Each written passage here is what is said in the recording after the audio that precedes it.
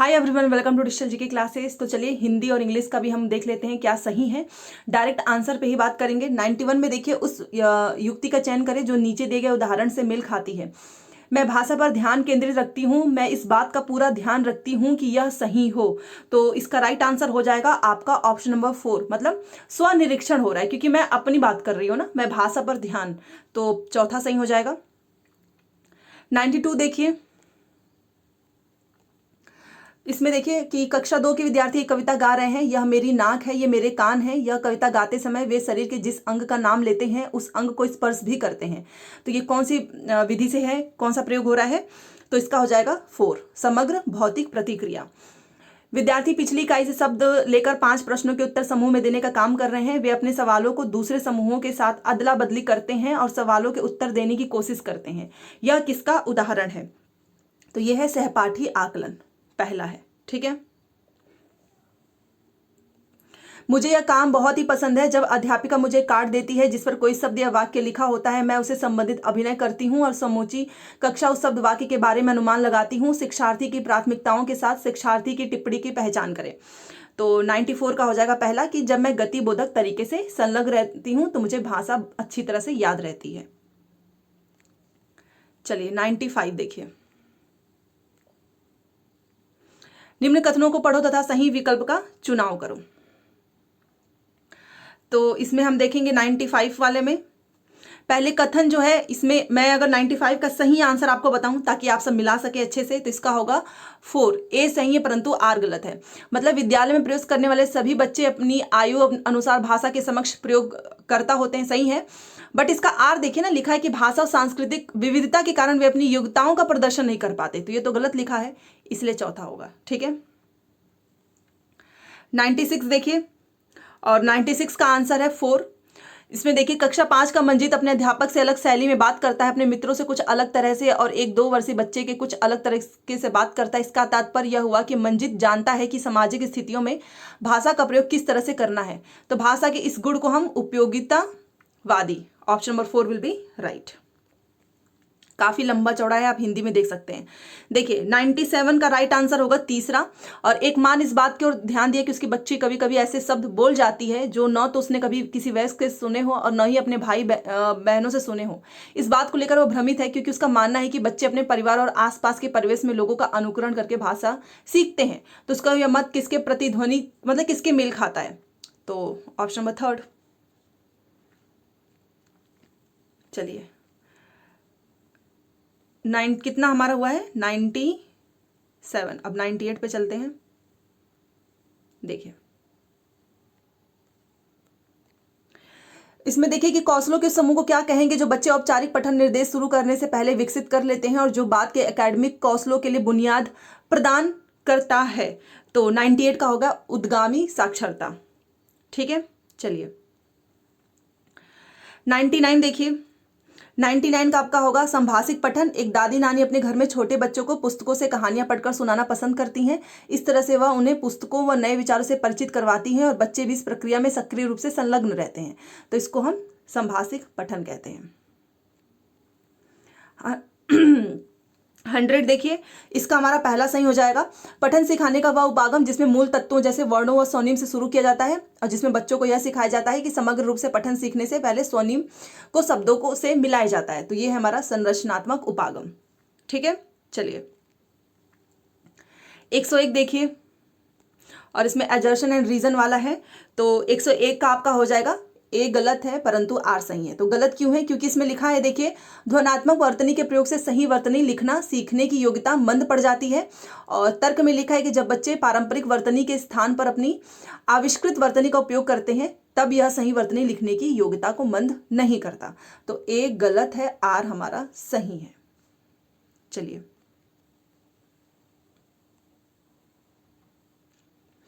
ये देखिए 102, और 102 का राइट आंसर होगा आपका तीसरा।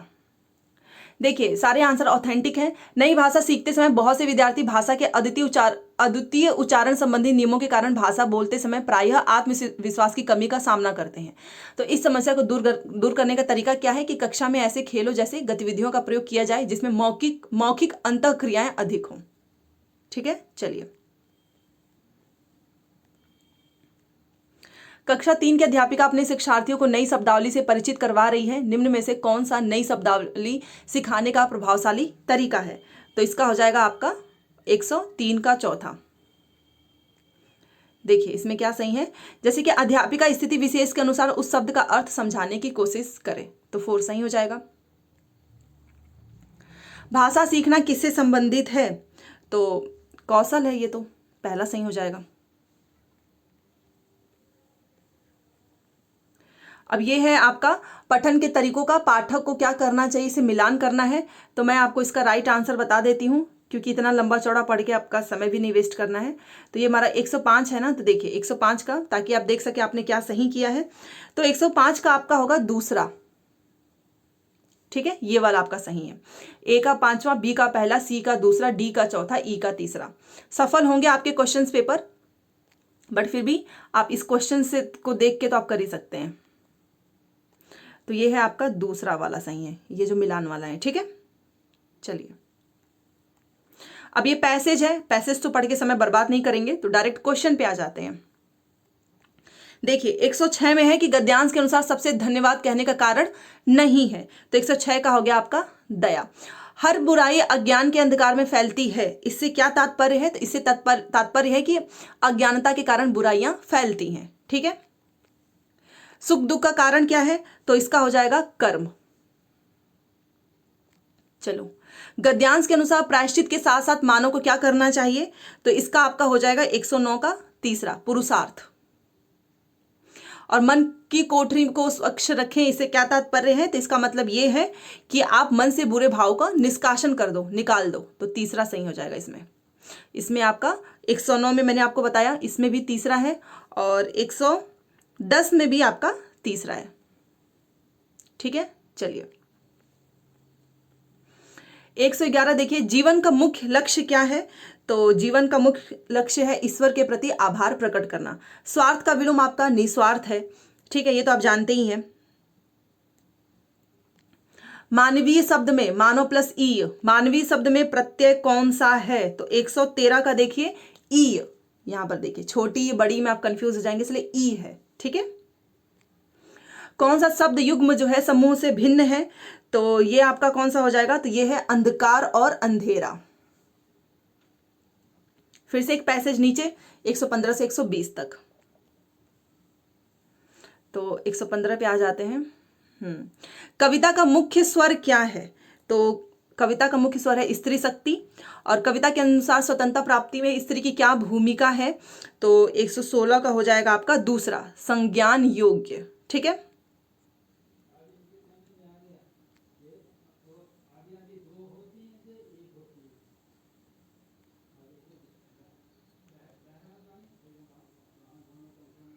एक 116 तो बता ही दिया है मैंने। अब यह है आपका 117, स्त्री के लिए किस विशेषण का प्रयोग नहीं किया गया है? तो इसका हो जाएगा आपका तीसरा, अबला। मतलब पैसेज में अबला जो है इसका प्रयोग नहीं किया गया है। स्त्री की निर्माणकारी शक्ति का भाव कविता की किस पंक्ति में निहित है? तो इसका है आपका युग निर्माण तुम्हें करना है, ठीक है, पहला सही हो जाएगा। कविता के अनुसार स्त्री को, तो 119 का हो जाएगा आपका तीसरा, स्वयं की शक्ति को पहचानना होगा, ठीक है, तीसरा। तो 119 का आपका हो गया तीसरा। और 120, जननी हो संपूर्ण जगत की पंक्ति में कौन सा अलंकार है?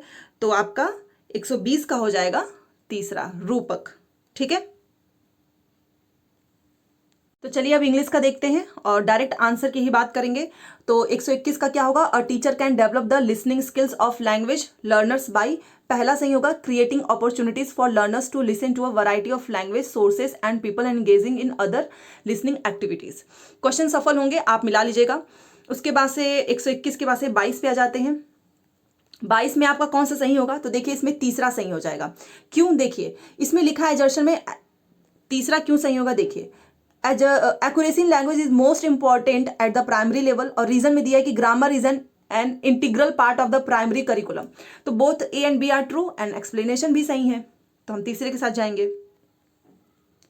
123 का आपका पहला सही होगा। देखिए लिखा है theoretical positions and beliefs about the nature of language, the nature of language learning and the applicability of both to pedagogical setting is approach. ठीक है, चलिए। फॉर्मेटिव इवेल्युएशन इज, इसका हो जाएगा आपका तीसरा, क्योंकि what is happening in the teaching learning process, तो तीसरा सही हो जाएगा। अब 125 में देखिए, इसमें भी आपका तीसरा सही होगा कि while planning lessons for young learners the teacher decided to focus on the total physical response method which one of the following, मतलब कौन सा इसमें इंक्लूड होगा, तो must and so to add some bodily activities in class, तो तीसरा सही हो जाएगा। 126 का देखिए, 126 में आपका तीसरा सही होगा, which approach to grammar and craze the believe that learning a language is a matter of learning rules, तो तीसरा होगा। 127 का देखिए, इसमें आपका पहला होगा, इसमें लिखा है a teacher is planning to give a free writing task to learners in class 5th which one of the following should be focused on most by the following teacher, तो मतलब आपका both flowing and accuracy of the content, दोनों चीजें इसमें आ चुकी है ना। देखो फ्लूई और एक्यूरेसी दोनों मिलाकर बोथ, तो वो ऑप्शन ज्यादा सही होता है पहला। 128 देखिए, इसमें आपके दो ऑप्शन सही हो सकते हैं, पहला तीसरा में से, क्योंकि कई बार जो पेपर एग्जामिनर बना रहा है वो किस माइंडसेट से बना रहे हैं इस पे भी डिपेंड करता है। सीटेट में top down means attend to the overall meaning, what does bottom up mean, इसका मतलब या तो आप वर्ड्स एंड फ्रेजेस के साथ या फिर जिस्ट के साथ। देखो जिस्ट भी एक अच्छा वर्ड है, तो पहला तीसरा में से कोई भी हो सकता है आपका। तो कुछ क्वेश्चन आप एक दो मान के चलना, सीटेट में ऊपर नीचे होगा ही, ठीक है, क्योंकि एग्जैक्ट लाइन तो पैडागॉजी होती नहीं है।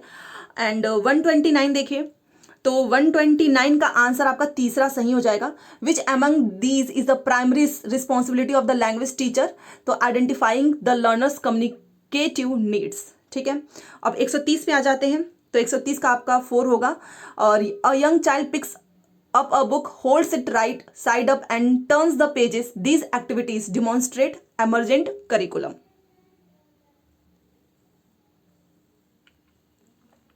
अब 131 का देखिए, तो 131 का आपका पहला सही होगा, क्योंकि देखिए एजर्शन तो आपका सही है, बट रीजन गलत क्यों है, क्योंकि इसमें लिखा है ना कि learners acquire language since they are genetically predisposed to do so and the environment does not play any role in it. But reason देखिए लिखा है कि the learner centred classroom environment has a great impact, तो learner centre classroom लिख दिया, इस वजह से ये गलत हो जाएगा, तो पहला सही हो जाएगा। 132 देखिए, 132 का आपका पहला सही होगा, क्योंकि a way to teach reading the emphasises understanding the meaning of words from the context in which they appear is whole language approach. 133 देखिए, तो 133 का आपका दूसरा होगा, the ability to think and talk about language is meta linguistic ability. Okay, चलिए अब 34 पे आ जाते हैं।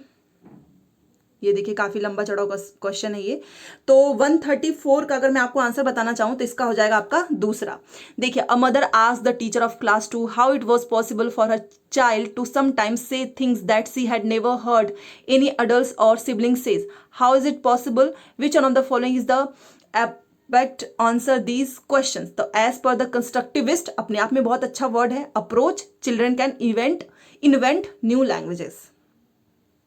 चलिए अब 135 पे आ जाते हैं, तो 135 का आपका पहला होगा, क्यों, देखिए, a teacher use to facilitate early literacy which involves an adult and a child looking at a book together while the adult asks question and encourages a dialogue followed by the switching roles so that the child asks question to the adult is called, तो उसको बोलेंगे dialogic reading, तो पहला सही हो जाएगा। अब यहां से आपका पैसेज है, तो पैसेज तो पढ़ेंगे नहीं, डायरेक्ट हम क्वेश्चन पे आते हैं। तो देखिए इसे आप मिलाते जाइएगा आपने क्या किया है, तो इसका हो जाएगा पहला सही, which one of the following statement is true, तो she lived in a small and shabby house. 137 का देखिए, तो 137 का आपका दूसरा होगा, तो which one of the following statement is true, तो there was no tall tree near the house. Okay, 138 का देखिए, तो अगर मैं 138 का आपको बताना चाहूं तो इसमें आपका सही हो जाएगा तीसरा, A and B are right but C wrong, A B right है, सी रॉन्ग है। देखिए इन द लास्ट आपने पढ़ा होगा, in the vast grassland uncle Henry's was the only house, सही है। देयर वाज सनबेक्ड, ये भी सही है, but middle of the prairies was a green field, ये सही नहीं है, ठीक है, तो इसीलिए तीसरा सही होगा। और 139, तो 139 का आपका 4 वाला ऑप्शन सही होगा, बी आपका राइट है, ए आपका रॉन्ग है। अंकल, ये स्टोरी पढ़ेंगे तो समझ में आ ही जाएगा। Uncle Henry had a tractor trolley in which wood was carried, the wood for the house was carried from far away, तो 4 ऑप्शन विल बी राइट। अब हम आ जाते हैं 140 पे। ये देखिए, तो 140 का मैं आपको आंसर बता देती हूँ। इसमें आपका तीसरा होगा फॉल्स ट्रू फॉल्स ट्रू। इसमें पूछा है कि which one of the following statements are true. तो देखिए, ये आपका फॉल्स है, ये आपका ट्रू है, ये आपका फॉल्स है, ये आपका ट्रू है। ठीक है, तो the fear of a cyclone, ये आपका फॉल्स है। They had built a shelter, ये आपका ट्रू है। Around the house there was nothing to reduce the impact of a storm, ये आपका फॉल्स है। Their drawing room had only 3 और 4 चेयर्स, ये आपका ट्रू है। इसीलिए आपका फॉल्स ट्रू इस पे जाना है। ठीक है, 141 देखिए, तो 141 का आपका पहला सही होगा। बेसिकली इसमें पूछा है ना कि with uncle Henry who was a farmer, तो अंडरलाइन ये जो वर्ड है ये क्या है, ये कौन सा क्लॉज है, तो एडजेक्टिव क्लॉज है, तो पहला सही हो जाएगा। 142 का देखिए, ये 4 है, प्रीपोजिशन है। कैसे? क्योंकि यहां पे पूछा अ कप बोर्ड फॉर। अब ये फॉर क्या है, तो ये फॉर क्या है, प्रीपोजिशन है, तो इसलिए यहां पे प्रीपोजिशन आएगा। 143 देखिए, इसमें 143 में पूछा है कि तीसरा सही होगा, there was no garret at all, तो इसका मतलब क्या है, the word nearing means the same as, तो इसका मतलब क्या होता है, लोफ्ट होता है। ठीक है, तो तीसरा सही हो जाएगा। फिर से आपका 144 से 150 आपका एक पैसेज, तो हम डायरेक्ट आंसर पे आएंगे। चलिए 144, एक मिनट, लास्ट क्वेश्चन हमारा कितना था, देखिए 43 हो गया ना, अब हम 44 पे आते हैं। ये रहा, देखिए, तो 144 का आपका जो है दूसरा सही होगा। Father was very particular about dressing as he wanted to follow the proper dress code.